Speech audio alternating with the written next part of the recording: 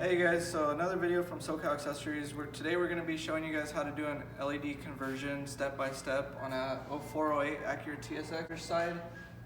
Factory HID ballast went out and just the driver's side is working. So I'm going to show you guys how to do an LED conversion step by step today on this vehicle.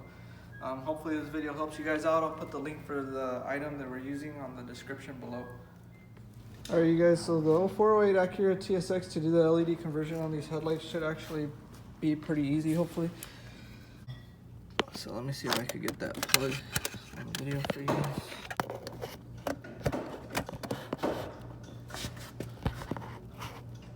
So that's the plug right there that you guys have to disconnect, and that's the plug that you guys are going to tap into for your power source for the LED kit. So that's the plug that you guys need to disconnect. That little part is faced towards the bottom that you guys got to press on. So you have to press on this and slide it out. So when you press on that, and then you can go ahead and slide it out. So you got to put your hand underneath, put your finger, push up on the tab and pull it out. If you can't fit your hand through here to do it, you could take off that 10 right there and move this out of the way so you can reach your hand in from here. Alright, so on the driver's side, this car has an aftermarket intake, so we could just take off this filter, just push this up to reach the plug on this side. On the factory one, I'm not sure how much space you have with the factory intake. You could most likely disconnect the intake from here if it's in your way, and whatever bolts or clips are holding it, move them out of the way. After we unplug this side, you gotta remove your dust caps. So you just twist counterclockwise, take it out. So it looks like there used to be a screw on here, which there was nothing stopping me to twist it off, so somebody probably broke that before. Yeah, you can see there's no screw. Let's see if this side still has it. No screw also, somebody already broke that side. So if nobody's ever changed your lights before, chances are you got a little screw right there. I'm not sure if it's going to be a Phillips screw or a star or something. Just remember to take that off. If you're having a hard time taking off the cap, it's going to be because you're supposed to have a screw there.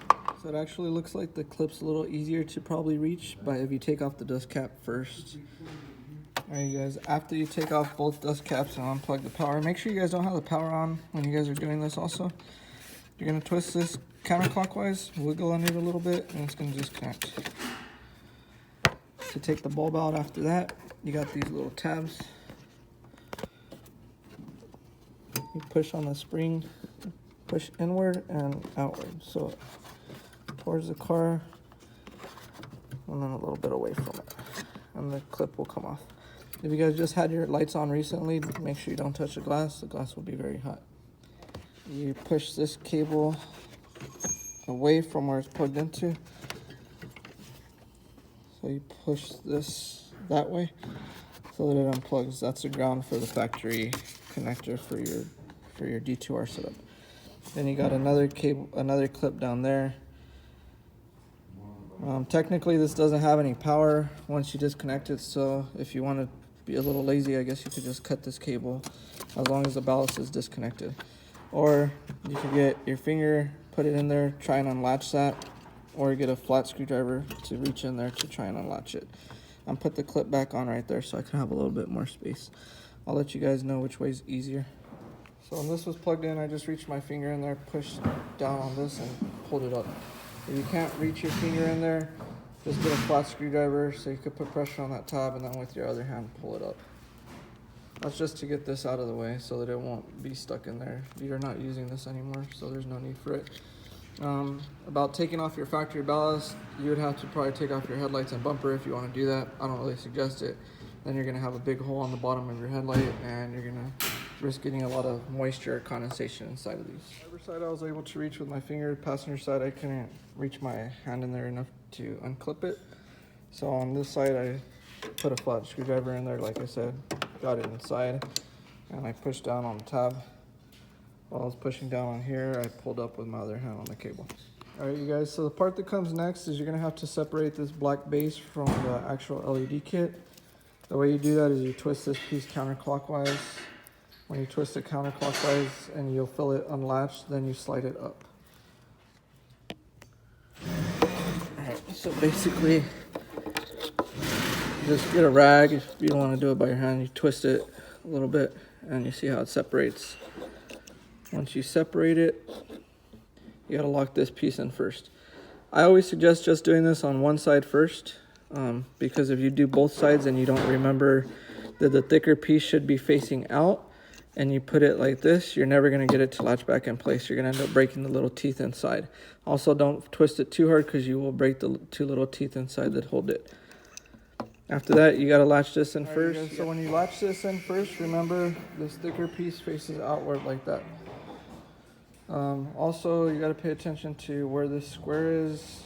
Mainly the square, one of these half circles, because it has to fit in a specific spot. I'll try and show you guys right now. So it matters because you see how you have that little square there and half of a little circle right there. This has to line up specifically with that, otherwise it's not going to sit in place correctly. So as you can see, I put that in and then you latch it back in place. Right, so before you unplug that factory ballast from the inside, you know how I told you guys to latch the latch back on so it won't be in your way? I would actually suggest to put this piece on first before you guys do that, because the other side unlatched easy. This side didn't want to unlatch again because there was no pressure on the tab. I had to get a flat screwdriver to put some pressure on it to get the clips on the sides to pop back out. So you wouldn't have that issue if you would have just put this in place first. You'll save you guys self some time by doing it that way instead of the way I did. If you guys can't see the socket, to make sure that it's locked in correctly, it helps a lot. Just getting your phone like this and putting it in so you could see. So you have tape around this connection. Just untape it to make your life a little easier. The spot right here is a little tight. So you got to get wire strippers in here. So this one part right here would be easier if the headlights or bumper were off. But I'm not going to do that. Well, not on this car. Anyways, so for us it would be easier to just get some 9006 or H11 connectors, plug it into the LED kit and just push them into there and put electrical tape or shrink wrap so that the plug won't come out. But since these don't come with H11 or 9006 connectors, they come with some that are meant to be used with like T-taps. I'm going to do this the same way that you guys would do it. I'm not going to show an easier way, and then the item that is sold with a different connector, and it's going to end up being harder for you guys. So just do what I did like that. Take out the tape, push that over to the side. That way when you strip the wires, it'll be a little bit easier for you. Like I said, with the original intake, I'm not sure how much space you guys got right here. It's probably in the way right here, so most likely you guys are going to have to take out that intake box. So I just need to strip a little piece on both wires on both sides to add little T-taps on there, because this is the wire that it comes with. Also, I'm going to be cutting off the ones that come with it. At least, if you guys do this, at least cut off this smaller one, because when you put this into a T-tap connector, since it's a little bit smaller, it's not as thick as that other one, it always seems to wiggle its way out. The first time we were installing these, the first 4 or 5, it was always the same issue. This little piece would start wedging its way out even if it's pushed in all the way. So easiest thing, I would suggest just cut this and add a new connector on it. If you guys are buying these from us, just add a note that you see my YouTube video or what car is from or whatever, and I'll add the T-taps in there for you guys. Alright you guys, so on these connectors, I'm going to go ahead and cut off both of these on each one, and I'm going to use these. So when you cut those, you need to strip the wire and then use a crimp to crimp them back on. Alright you guys, so I already cut off the tips that these came with. I put those. You guys don't necessarily have to use electrical tape. I just like to use electrical tape because these wires aren't super thin, but some of the stuff we connect, the wires are just so thin that when you crimp them, you put too much pressure on the crimp because the wire is so thin, and then this it just falls apart. So I'm used to just using electrical tape just as a precaution for super thin wires. I stripped those. I was able to reach the wire stripper in there and strip the wires. I stripped it on, I believe, with a 16 or 18 gauge section. After that, I'm going to use these. The way these work, basically, let's say this was a wire. The part that you stripped, you just push this over it, make sure the wire tucks in. After you tuck it, you close this, and then you're gonna get that end and just plug it in. Just make sure you pay attention to what side's power, what side's ground. If you guys plug this in and you happen to plug it in reversed, just flip this connection to the part that plugs into here, just flip it around that way. Also, when you guys plug these in, these little pieces like to move. So make sure when you crimp them, that's not all the way up or all the way down, because it's possible that you could plug it into here and that metal part is just going to slide up here on top or on the bottom. It's not going to actually go inside the middle where it should be. Alright guys, so for the ground I use the blue one because the blue one is a different gauge size than the gauge for the yellow one. Push the wire in on the yellow one, and then once you do that, you pinch this together and you should hear it clip. To clip, couldn't pinch it hard enough with this hand. Anyways, you guys are not going to be plugging this back in, so usually, just so nobody else ends up plugging it back in later, if you take it to another shop or a mechanic sees it unplugged and tries to plug it back in or something, what we usually do is we just put a piece of electrical tape or Flex Seal tape and we just tape right over it, and then we tap in the other wires right here. Another thing I like to do, once I plug in those two wires, positive and negative, put the kit in there and make sure everything's working. I usually like to put a piece of electrical tape just to hold these cables together. Not that they're going to be moving all over the place, just so that they never really are able to get unplugged on their own. That plug. Next up, I'm going to put this bulb into the socket. You line up the little teeth right there, or the little teeth on the socket. You could feel it slide in and then twist it gently. You could hear it clip in place when it clips in. So you're going to be doing the same exact thing on both sides. So we got to plug in that other piece to there and then plug the two wires into there. I'm going to plug them in down there first. Just since that's further down, it's going to be easier to plug this in afterwards. When I'm ready to plug them in, I'm also going to have to drill a hole into this dust cap to run the wires from the inside of the headlight to the outside to the power source. Alright you guys, so for the hole, I'm just going to drill it out with this. The hole does not have to be very big. You just need it big enough just to run this basically. That's going to be plugged into the LED kit, so this is going to be inside the headlight. So you just need to get this wire out to plug into that stock harness. That's all you need to do, drill it big enough to run these through. After we run that through, to cover the hole, there's many different ways you guys could cover it. You guys could use silicone, but that takes for a long time to dry it. You guys could use a hot glue gun to seal the holes.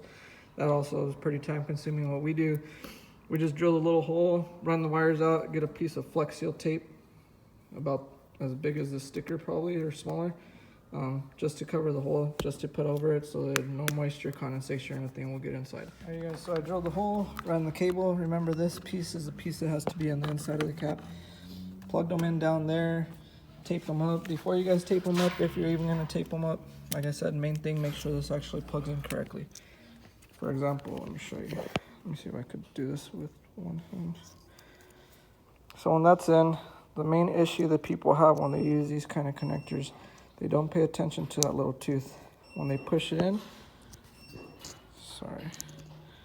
when they push it in, instead of entering in like that, the tooth will end up being like that. So that little tab is on the outside, and even though it's pushed in all the way, it's not touching anything besides plastic, so it's not going to make no contact. So you got to take it back out, get your nail, straighten it out a little bit, and then pay attention again when you plug it back in. Make sure that it's in the middle, so when you're pushing it in, you should not be able to see it on either side. Then if it's going in correctly, push it in all the way. So the next step is to plug this in. So when you plug it in, you could test your work first. If it doesn't turn on, you're gonna have to flip this connection so the power and negative are reversed. So I'm gonna test my work first. Turn on the headlight switch. It's turning on, so it's good to go. So since everything's good, I'm gonna go ahead and put this cap back on, just like it came off. So you're gonna tuck in this cable that's for the LED.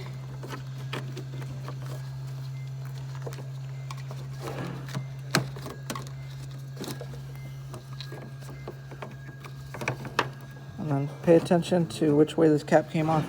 It's got to go back on the same way. So this little tab right here that's supposed to have a screw in it has to get lined up right there. Push it in, make sure it's flat all the way around, and then twist it, lock it in place. See how right there I didn't have it in all the way?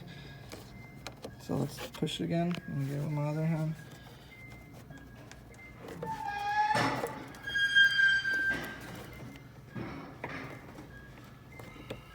And there we go. Now it's nice and tight. I'm gonna get a piece of Flex Seal tape just to cover up that cap. We want to minimize moisture condensation on the headlights as much as possible. For these wires, you don't have no fan belts or anything right here, so you should be fine just leaving them like this. If you want to clean up your work a little bit, you could go ahead and put some zip ties and zip tie it to here. So hopefully this video helps you guys out. I'm just gonna put the piece of Flex Seal tape right here, and we should be good to go. Just let me finish on. Like I said, I just cut a little piece of Flex Seal tape. Push it down. Now it's nice and sealed, so you don't get water condensation when temperature changes, or if you have a pressure wash under your hood or something. This should help. And it's a lot less time consuming than waiting for silicone to dry, hoping the wire's not going to move while the silicone's drying, or using hot glue gun. I'll put a picture or a video so you can see how bright the lights are after I'm done with the other side. Ready? Yeah, it's ready. Alright guys, so let me just show you how I stripped the wire on the other side, because a lot of you guys are probably going to be like, oh, well, you didn't even show us how you stripped it. That was the hardest part. Or that you probably ended up cutting your wire instead of just stripping it. If you cut it, don't worry, just buy the female end of the T-tap that you're using, and you'll have to be able to either reach in there to use a crimp to tighten it up, or just take off your headlights and bumper, and then just you could cut and solder the other wire that comes with the HIDs. You could just cut off the tip if you want to do it that way. It's just a little bit more time consuming, so I'm just showing you guys the easier way to do this. Okay, so on the passenger side, I don't have as much space as you can see as I did on the driver's side, so I'm actually going to go ahead and take off this. I believe it should be a number 10, so I could pull this up, or at least out of the way. Once I do that, I'll be able to put my other hand in, or let's see, maybe I could just reach it like this. Alright, so when I strip something and it's in a tight space like this, I like to close the wire strippers a little bit. Of course, I do one wire at a time. I like to feel it go into the little cut where it should be before I close it up all the way. So can you get the camera in there to kind of see it or no?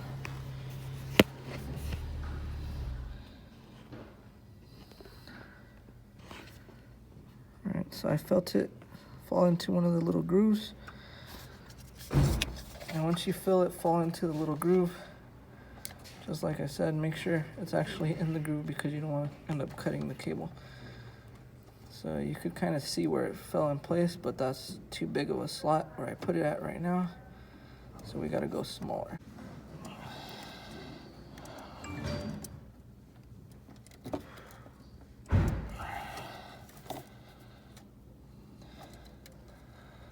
And you can see how it's stripping the wire right there.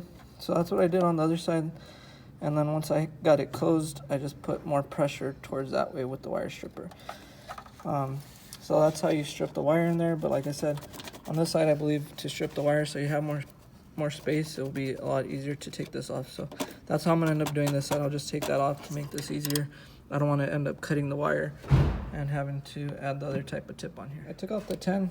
I just pushed that down in that area, because I don't believe it comes out like on the Civics where you just take out the screw and pull the head up.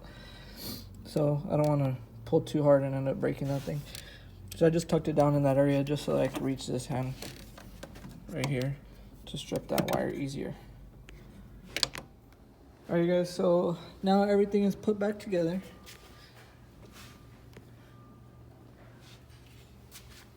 So hopefully this video helps you guys out. It's not as hard as most people think on this vehicle. IS250, you gotta take off the whole bumper and headlights. I always suggest testing your work before you put all this stuff back together to make sure both sides work. I'll shut off the lights right now and I will take some pictures or a video so you guys could see how the light output looks right here. Alright guys, so that's the light output. I turned off all the lights and just turned on the headlights so that you guys could see. They are still very bright. Both sides are LEDs now. I'll go ahead and park the car straight too so you guys can kind of see the light output a little bit further than right there's probably, I don't know how many feet, but I'll park it, I'll pull it back more and then park it straight that way so you guys can see the light output a little bit better. Alright, so this is from inside the car. You could see a little better now that like the distance is further over there than it was when I was parked that way. Oops, sorry. So that's the light output with the new LED kits. Alright you guys, hopefully this video was helpful for you guys. We do sell these on our website. I'll put the link below.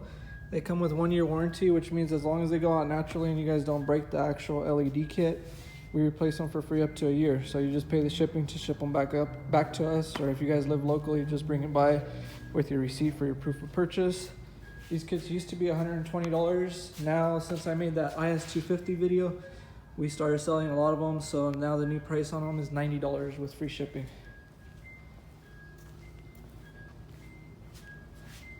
If you guys like seeing videos like this where I show you guys how to do this stuff yourself, go ahead and subscribe to my channel, please. If I start getting more subscribers, I'll start making more and more of these videos for you guys so you guys could start doing all this stuff you guys yourselves.